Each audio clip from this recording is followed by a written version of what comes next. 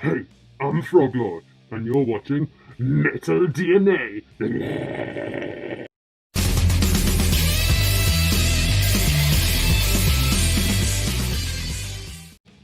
So yes, I am the one they call the Froglord, and I'm here with you today on Metal DNA to talk about the subgenre known as sludge metal.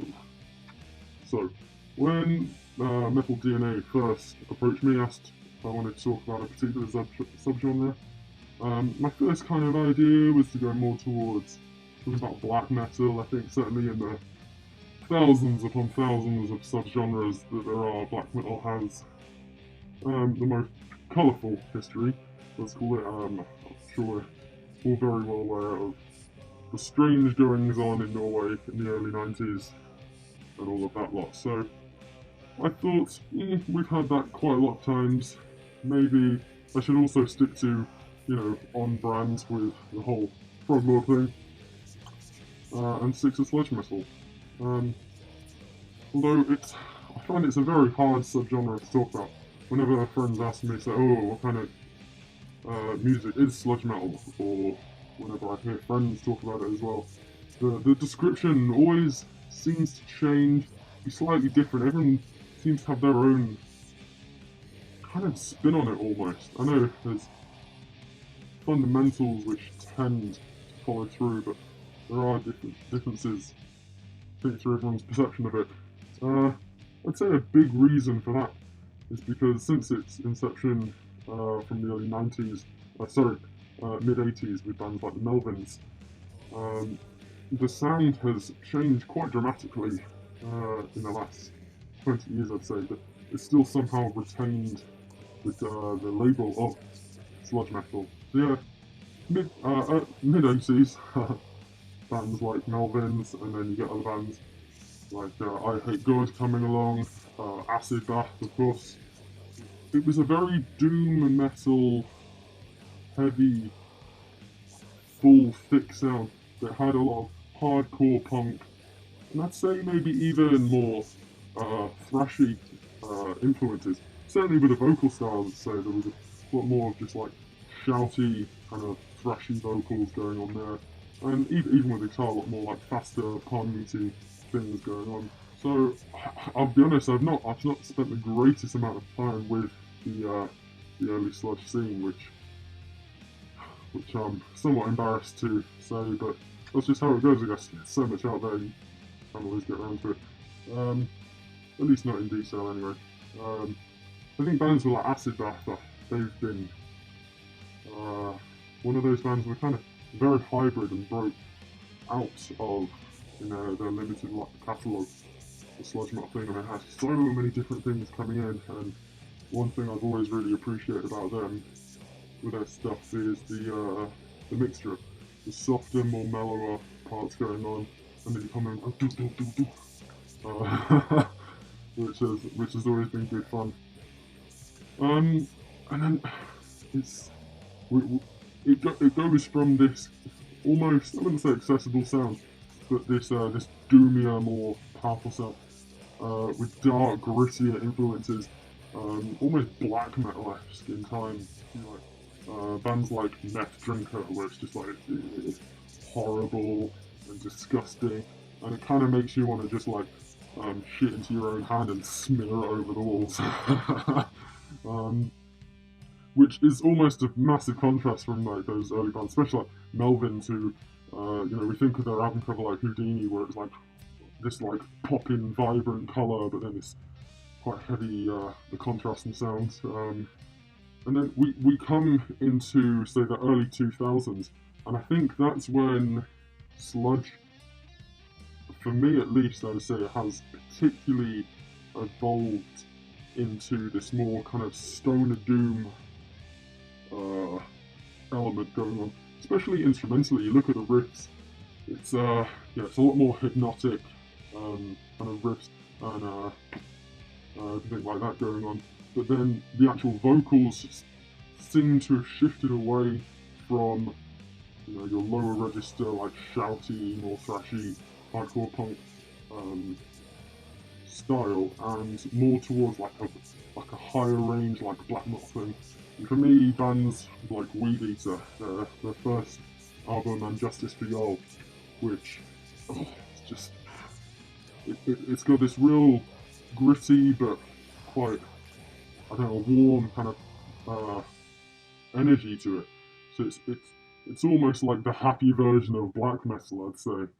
With bands like Weed Eater, then you get the Canadian trio Dope Throw, and for me, like, they are absolute pinnacle of the sludge scene. This is one of the reasons why I love it as a genre, because it does move around so much.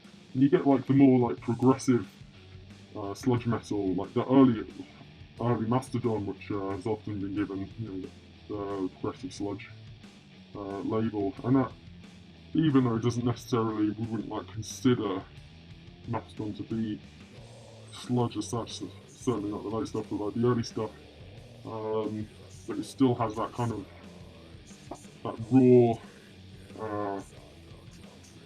that raw. I don't know, it's difficult to describe really. And then yeah, like as I say, like later on, the imagery though certainly has shifted more towards stoner doom and everything like that. So I guess if I was to pick my 3 favourite sludge albums of all time, I'd probably have to, as I've already mentioned, give a shout out to Weed Eater and their first album, And Justice for All. Mainly just because, it was this, I think it was quite a pivotal album, in changing the scene of sludge metal. It's that kind of just defined the sound, which like I absolutely love now. And then the other two, it's still again your more later ones. There's a band called Fawn from the US, and they're much more this sort of cavernous doom, but a very like sludgy, sludgy cavernous doom band. And their album particularly, Dweller on the Threshold. No, sorry, that's the one of the tracks. I think the album's called Departure from Consciousness, if I'm not mistaken. And that is one of those rare gems of an album where just start to finish is absolute perfection. I think I was lucky enough to see them at a gig here in the UK, back when we still had gigs happening.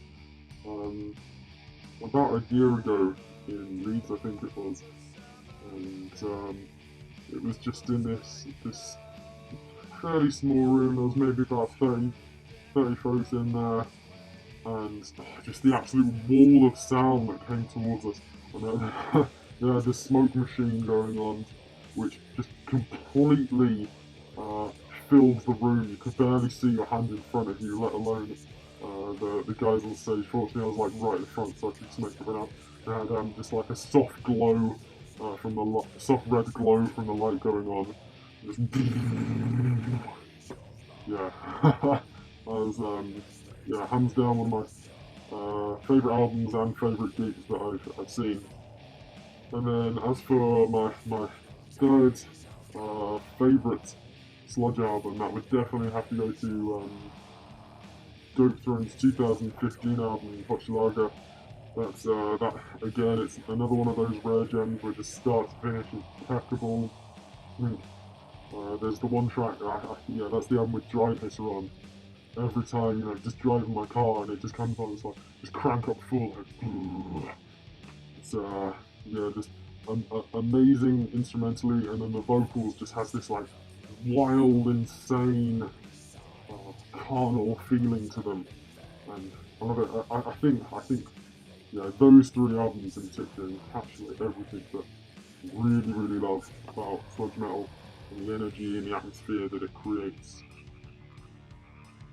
Also, I'd want to give out a shout out, I guess, to a more recent, less well-known band in the sludge scene, Witchcliff. They're a 4-piece from Australia, and I think they've done 2, the second album so far, but the first time I heard them was on Summer Solstice. They released a single, and it's this really witchy, pagany, spooky kind of track where, they've got the standard kind of sludgy, stoner instrumentals going on, quite driving, hypnotic things, but then they've got these 2 vocalists, a male and a female, really bounce off each other as well. Very like, um, I'm not sure quite how to describe it, but it does have like a black metal feel in that kind of sense with the vocals sometimes.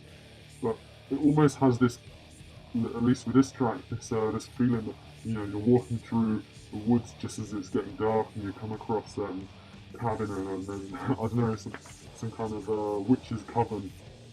Some yeah, fantastic album. Witchcliff, check them out if you haven't already. Yeah, I think that's pretty much all I've got to say for now on the topic of sludge. Hope you've enjoyed what I had to say. I haven't rambled on too much, but yeah, make sure to check out the new debut Froglord album coming November 6th.